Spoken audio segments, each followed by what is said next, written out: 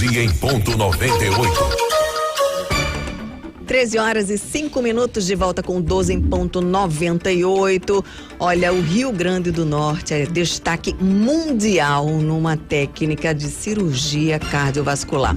E hoje a gente tem o prazer de receber aqui o médico Valdo Daniel, que foi escolhido por 3 renomadas sociedades, né, de cardiologia para participar de um congresso conjunto das 3 sociedades sobre o tema revascularização do miocárdio sem circulação externa corpórea de forma minimamente invasiva. Vamos traduzir o que significa isso aqui pra gente. Dr. Valdo, que foi o pioneiro nessa técnica no Brasil, que muito orgulha, né, a população do Rio Grande do Norte. Justamente. É o avanço da medicina, principalmente nessa área tão delicada que é a cirurgia cardíaca. Boa tarde, Dr. Valdo, seja bem-vindo. Muito boa tarde, Túlio, Ana, Rudimar e aos ouvintes da 98. Bom, a cirurgia de revascularização minimamente invasiva, ela é uma cirurgia que, em vez de você abrir o externo aqui no meio, entre os peitos, entre as duas mãos. Abrir o tórax, aqui, aquele corte gigante, né? Uma incisão de 25, 30 centímetros, você acessa o coração entre uma costela e outra. Uma incisão inframamária, muitas vezes até confundida como se fosse uma incisão para plástica. Inclusive, na mulher se assemelha muito a incisão para plástica. Um pequeno corte. Quantos centímetros? Varia entre 5 centímetros a 8, 9 centímetros no máximo. Isso. E assim, não se serra o osso, ao contrário da cirurgia convencional, que você precisa serrar o osso para poder ter acesso ao coração. E complica também na recuperação, né? Exato. Dessa forma, minimamente, a gente entra entre a costela e outra, só abre faixa, uma para cima, outra para baixo, consegue acessar com a mesma eficácia e com menos morbidade, isto é, com menos complicações, com retorno precoce do paciente às suas atividades normais. Mas aí com a tecnologia, né? Sim. Sem aquela aspecto estigmatizante, aquela incisão estigmatizante, que é aquela incisão no meio do tórax. E dá para fazer todas as cirurgias tradicionais do coração através desse novo método? Sim, Ana, é possível, sim. Exceto emergência, porque emergência o nome está dizendo mesmo, assim, não tem porquê se tentar fazer de forma minimamente invasiva, mas todas as cirurgias eletivas são possíveis, são factíveis. A colocação, por exemplo, de pontos de safena, de stents. Exatamente. As duas são possíveis? Não, stent não é cirurgia. Não é cirurgia. É posto nas artérias. Stent é um procedimento percutâneo, se faz no laboratório de hemodinâmica.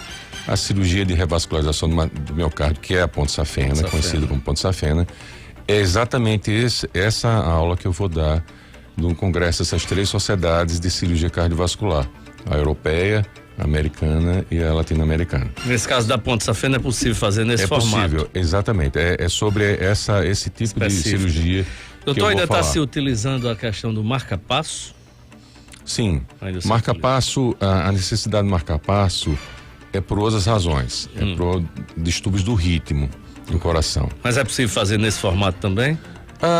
Normalmente a colocação de marca-passo, você já não precisa abrir. Você funciona, passa um catéter e faz a gente chama uma loja para que o gerador fique embaixo dentro do subcutâneo. Doutor, o senhor foi quem desenvolveu essa técnica minimamente invasiva, que já é utilizada em outras áreas da medicina, mas voltada para a questão da cirurgia cardíaca. Como é que está sendo isso agora, né? Exportando, digamos assim, o Rio Grande do Norte e o Brasil exportando essa técnica para o mundo. Como é que está sendo a aceitação, né? No meio. É verdade, Ana. Eu iniciei esse processo mais em torno de 2003, então vai fazendo quase 10 anos, né? No início não existiam materiais dedicados, materiais específicos para isso, então o início foi um pouco lento. Hoje existe materiais já fabricados com esse intuito. O que o momento que nós estamos, para ser bem entendido, é exatamente o momento da transição, como houve na cirurgia geral. Que antigamente, para se operar uma vesícula, se abria, né? Para se operar um estômago, se abria de cima a baixo. E, paulatinamente, essas cirurgias foram passando para a cirurgia laparoscópica. Nós estamos nessa transição. É errado abrir de forma convencional? Não, não é errado. Mas é um procedimento que com certeza vai ficar logo no passado. O SUS, o Rio Grande do Norte já oferecem, assim, já permitem que os pacientes que precisam passar por uma cirurgia do coração, eles optem por essa técnica? Como o Túlio mencionou anteriormente, para ser possível esse tipo de técnica, realmente exige materiais específicos para isso. E assim, esses materiais foi possibilitado por investimento próprio meu.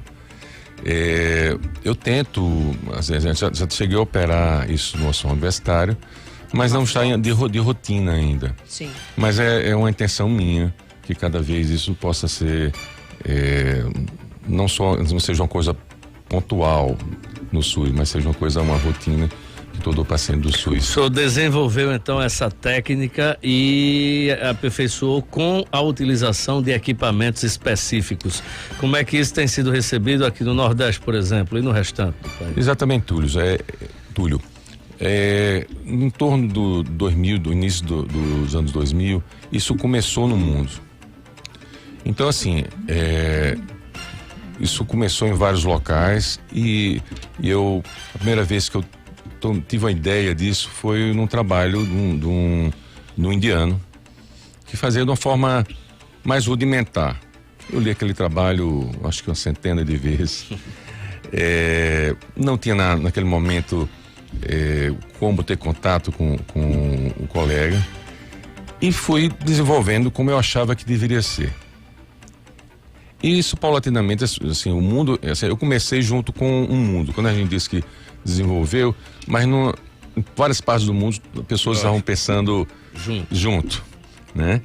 E então, num congresso que não faz, acho, muito tempo, faz uns 2 anos, uns 3 anos, eu cheguei a conhecer o colega, que é esse indiano, inclusive me apresentei.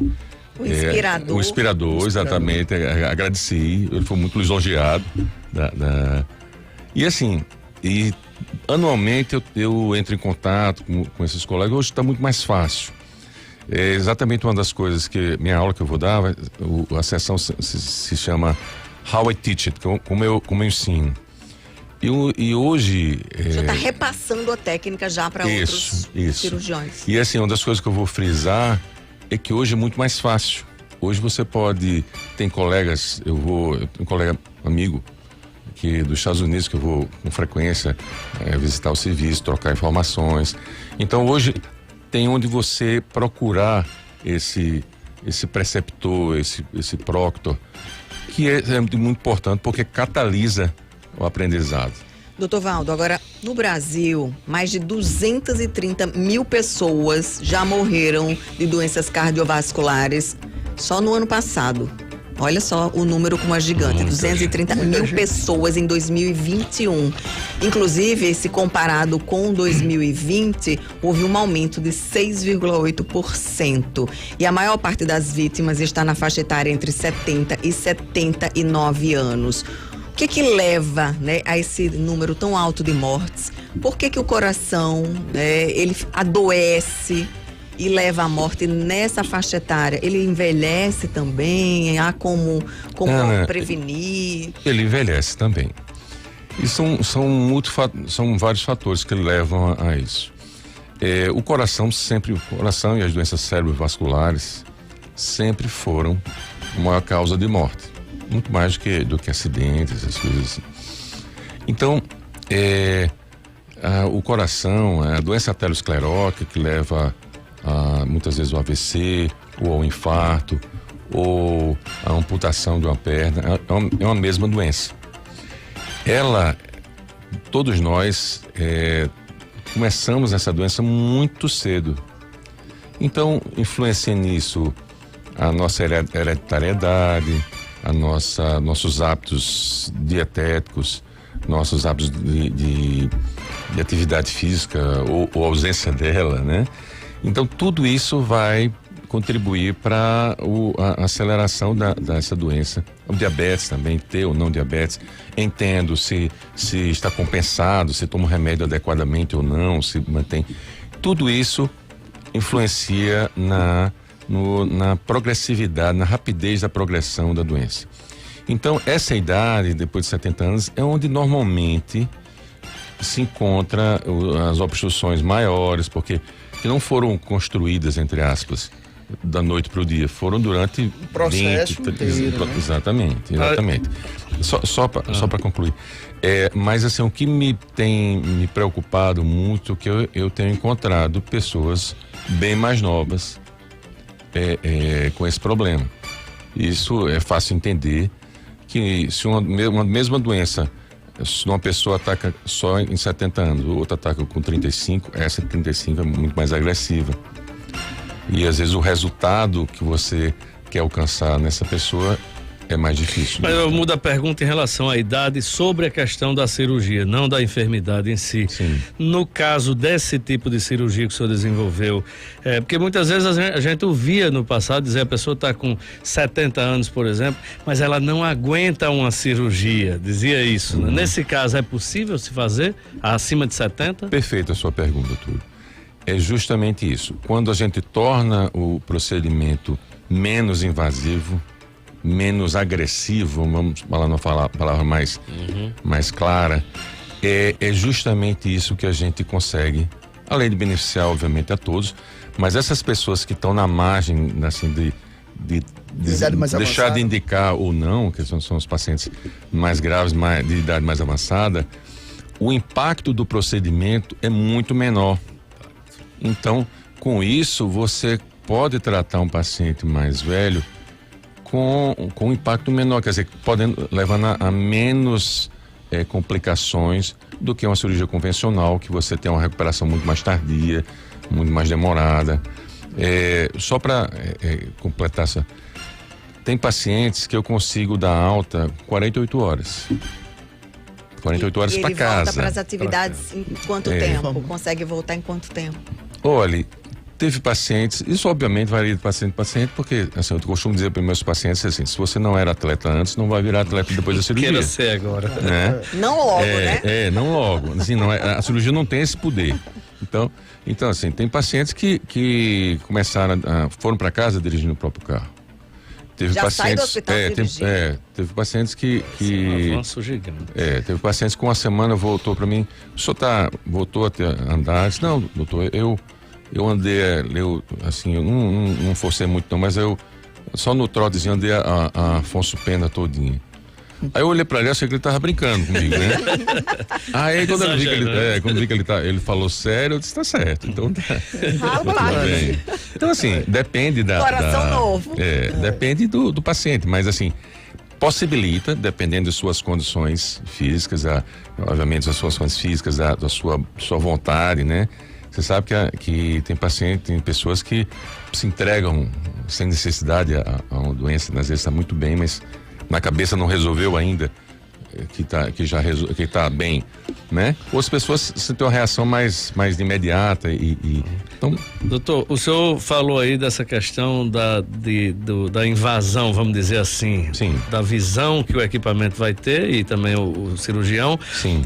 No afastamento das costelas. Perfeito. Nesse caso, o senhor tem todo o acesso ao coração, a todas as partes do coração, via esse afastamento de costelas? Tem. Existem nuances técnicas, assim, que a grosso modo, quando você abre de cima a baixo, o externo todo, você vê o coração todo. Completo, né? Assim como a cirurgia de laparoscópica também, aquele vídeo ou aquela incisão é uma janela. Você traz o alvo do seu trabalho para a janela. Então existem manobras, detalhes técnicos, técnicos. E tem uma câmera que entra que auxilia também? Sim, eu sempre tenho. Algumas vezes é necessário, agora eu posso, não deixa de ser necessário. Sim. A gente está colocando imagens aí de pacientes pós-operatório dessa nova técnica desenvolvida pelo Dr. Valdo Daniel com a cirurgia minimamente invasiva.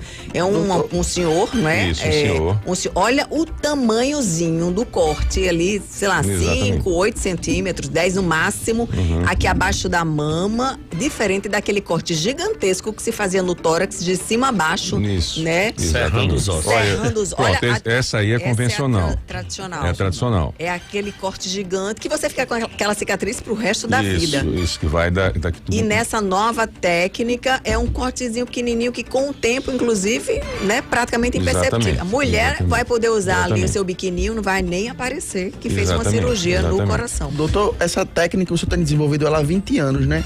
E nesse meio tempo, quais foram os mecanismos de tecnologia que o senhor conseguiu utilizar para que esse avanço hoje chegasse a ser reconhecido mundialmente como está sendo?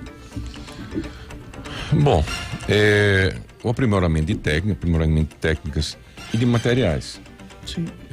Eu tenho, como eu disse, com frequência eu tenho viajado. Existe um congresso só de cirurgia cardíaca minimamente invasiva, chamado SMICS, que é International Society of Minimally Invasive Cardiac Surgery. É um nome. Funciona onde?